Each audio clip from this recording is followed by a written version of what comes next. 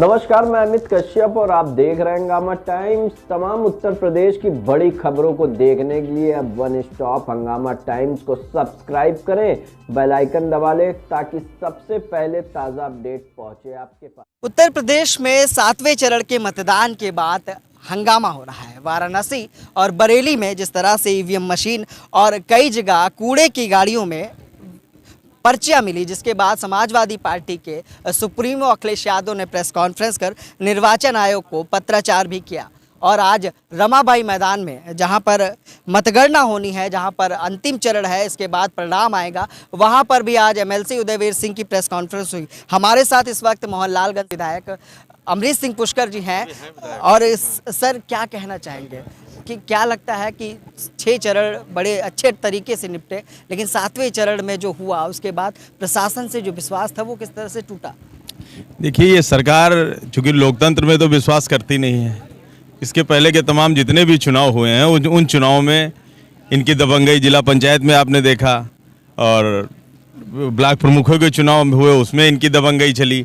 अब जो ये विधायकी का चुनाव हुआ जिसमें जनता ने एक तरीके से इनको पूरी तरीके से नकार दिया है, और आज ये पूरे शासन प्रशासन के बल पे अपने सत्ता के अहंकार में पुनः ये बेईमानी करने पे उतारू हो गए हैं, और फिर वो उसी हथकंडे को अपनाने की कोशिश कर रहे हैं कि जिससे हम ईवीएम में हेर फेर करके। लेकिन कल हमारे राष्ट्रीय अध्यक्ष जी के एक संदेश के बाद से पूरा प्रदेश का कार्यकर्ता बिल्कुल जोश में आ गया है। सरकार हमारी प्रचंड बहुमत के साथ बन रही है। भाजपा की ये जो कल जो घटनाएं घट रही हैं, भाजपा के हताशा का प्रतीक है। भाजपा बुरी तरीके से हार रही, वो सोच रही किसी भी तरीके से हम करके सरकार बना ले, लेकिन वो स्थिति आने वाली नहीं है। हम लोग बहुत बड़े बहुमत के साथ सरकार बना रहे हैं। समाजवादी पार्टी का कार्यकर्ता गाँव-गाँव शहर में बिल्कुल अलर्ट हो चुका है, और कुछ भी करना पड़ेगा, ये बेईमानी इस सरकार में हो नहीं पाएगी। जब आपका चुनाव हुआ था 17 में, तो ये बताएं, इस तरह से ईवीएम मशीनों की रखवाली करनी पड़ी थी?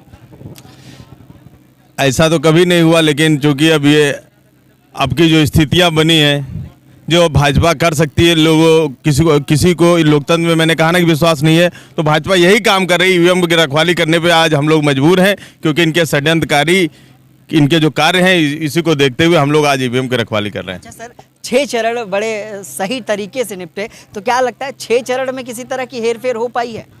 देखिए, हेर फेर जनता ने पूरी बहुमत के साथ वोट किया है, समाजवादी पार्टी को वोट किया है। पश्चिम से लेकर पूरब तक एक तरफा समाजवादी पार्टी को वोट किया गया है। लोगों ने बढ़ती बेरोजगारी के खिलाफ वोट किया है, बढ़ती महंगाई के खिलाफ हुई, और किसानों ने आवारा पशुओं से तंग आके भाजपा के खिलाफ समाजवादी पार्टी को वोट किया है। सर, निर्वाचन आयोग को जो पत्राचार किए गए, अभी तक उस पर कोई कार्रवाई नहीं हुई, तो क्या कहना चाहेंगे? ये पहली बार मैं देख रहा हूँ कि निर्वाचन आयोग, इतने पत्र, इतनी शिकायतें की गई, लेकिन एक भी कार्रवाई निर्वाचन आयोग द्वारा किसी प्रकार नहीं की गई है। ये बड़ी विडंबना है कि अब की निर्वाचन आयोग, एक कहना कोई बड़ी बात नहीं है कि किसी के हाथ की कठपुतली बन के इस समय निर्वाचन आयोग भी काम कर रहा है। सर, जब से चुनाव खत्म हुए तब से यहाँ पर डेरा पड़ा हुआ है रमाबाई मैदान में लोगों का। बिल्कुल डेरा पड़ा है। सभी समाजवादी पार्टी अपने वोटों की रक्षा करने हैं।